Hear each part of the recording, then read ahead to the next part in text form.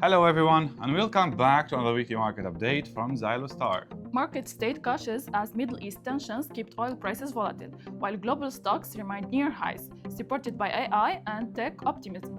On the other hand, bond yield stayed elevated on inflation concerns. That is true, Nihal. However, investors now are very much looking into the upcoming earning data for major US banks and the chipmaker TSMC, along with the inflation data we're going to have this week to affect interest rates decisions. So let's see how that's looking on charts.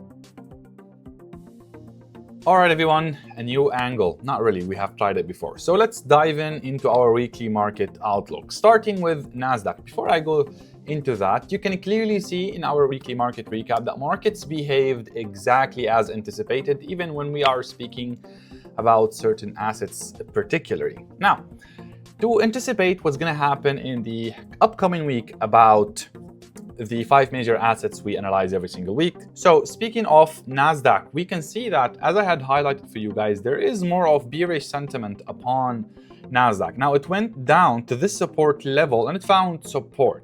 Now there is a bit of, I would say, weak bullish rally that is happening here, and that's because of the positive earning on these AI related companies, which makes perfect sense.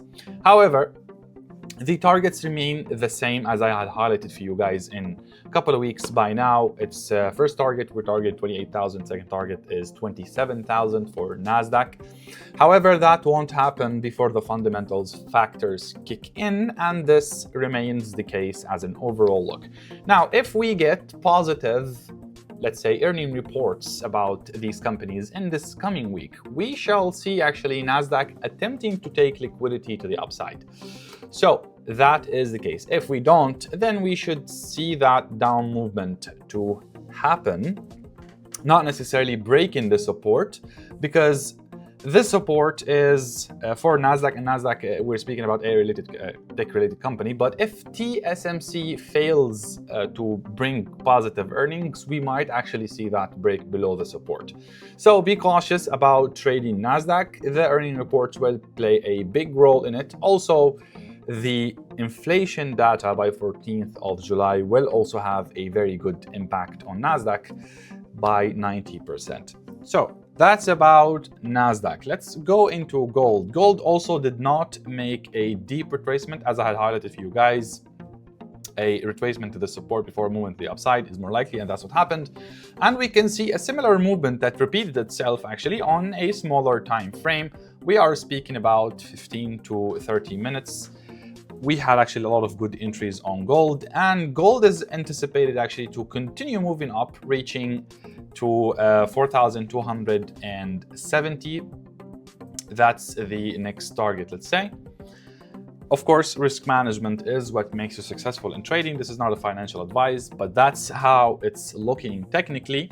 Now, fundamentally, of course, the inflation data is what's going to cause the control upon which direction market should take for the upcoming week overall.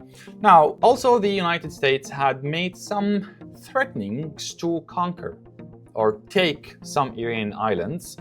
That had an impact on gold also, which is what usually happens with geopolitics. Yet, an actual move is what's going to affect the markets rather than just threats.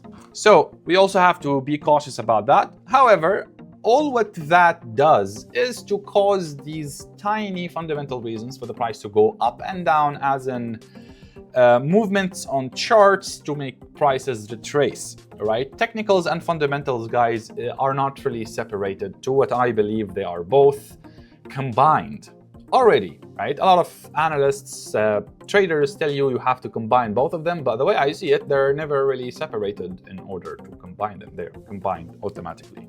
So this is about gold. Going to EURUSD, also beautiful movement on EURUSD. We can clearly see that EURUSD is forming some sort of an ascending triangle. Actually, if we want to consider a more accurate of a lower bracket trend line for this downtrend, we can state it to be something like that. All right, so this lower bracket is already broken, and we have the support where market broke and retested it. We can actually anticipate multiple directions for EURUSD, could continue going up, actually filling this fair value gap, could move down. Now, technically, it's giving signals for both directions. So fundamentally, the data is what's going to be deciding which direction EURUSD should go to. However, there is a good possibility for it to move downside a bit before it moves to the upside. So if you are taking a trade on EURUSD, I would advocate you to make it on daily basis, following risk management strictly.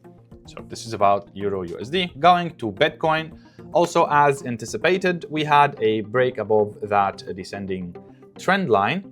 And also, I've been highlighting for you guys that Bitcoin is very, very bullish. What we saw last week is somewhat of consolidation with a little bit to the upside of a movement.